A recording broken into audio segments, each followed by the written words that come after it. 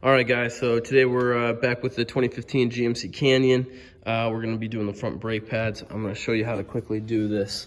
So there's multiple pistons on each side. So anyways, to get this apparatus off, there's a couple of cotter pins. See that one there, and there's another one down there. What you're going to want to do is you want to pull those out.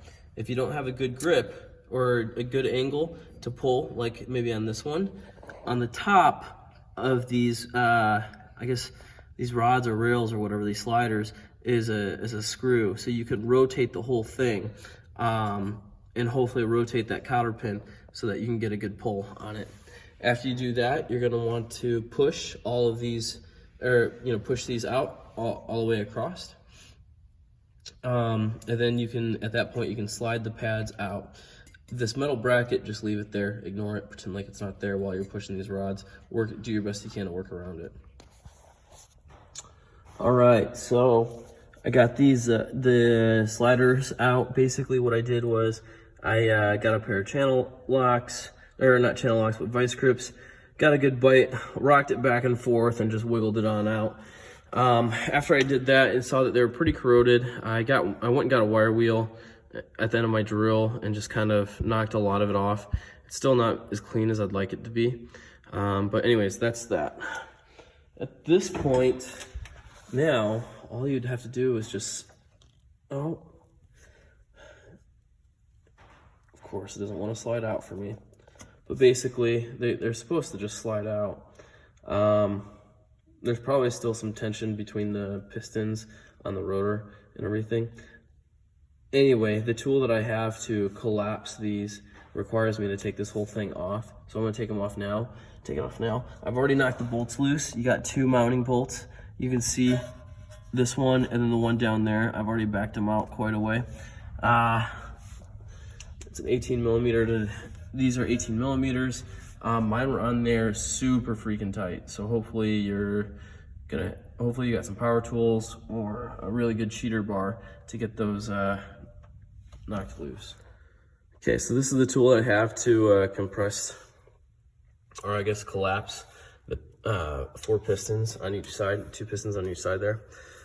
Basically, I got this thing at O'Reilly. It comes apart like that. A magnet holds it together on that side. But basically, you stick it in there, and you turn this with just a regular wrench. And what happens then is hold on here. So one side of this thing's a magnet, and then the other side's on a thread, or on see that, like a threaded stud. And as you spin this, it'll obviously spin free on this one side, and then, push everything out, spread the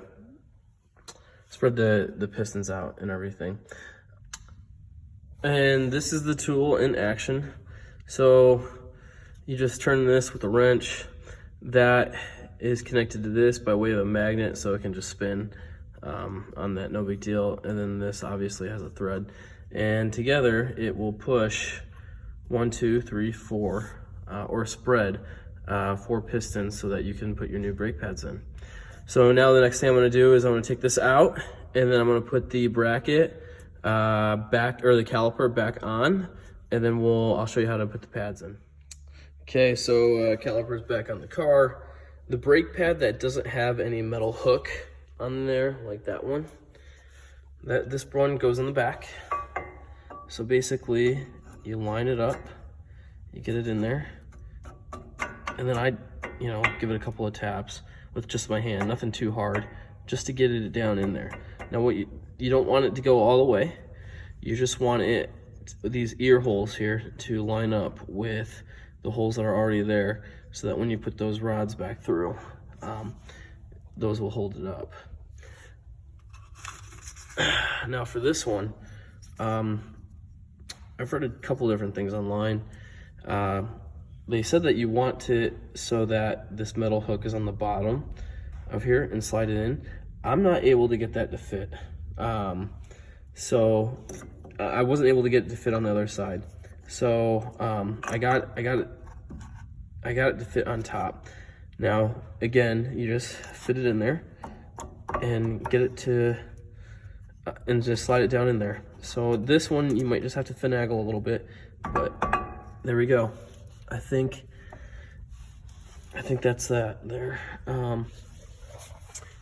If you need help guiding it, you can get it on the other side, that hook, and that can help guide it down in. Okay, so both pads are in. The one with the hook was a little complicated. You just got to make sure it's going down into the caliper straight, and then you can grab hold of this on the other side to kind of help fish it through. You want the pad ears to be in the neighborhood of that, the holes that are already there on the caliper. And finally, this metal contraption, what you want this basically to ride on there just like that. When the rods go in, it'll obviously help pull everything down, but you want the rods to go through this hole, the hole on this thing on the pad, under this, over the top of that, under this, and then back through here. These little foots, or the feet here, those will ride on top of the pad just like how it is. So that, just like that. All right, and this is what the finished product should look like. Pins back in through each of the brake pad ears there. It goes under these two, I guess, metal bracket pieces and just over the top of that center one. Once you do all that, don't forget to put these cotter pins back in. You can kind of see down there at the bottom where I got them in. Again, if you forgot about that and the holes don't line up, there are Phillips head screws at the top of these so that you could just put a screwdriver in there and turn it. It's real easy. So hopefully this saves you some money.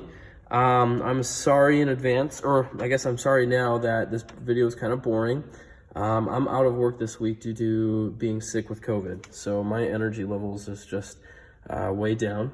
But if I'm still able to do this job sick, how much more likely are you able to do it healthy, and how much money are you going to be able to save doing this?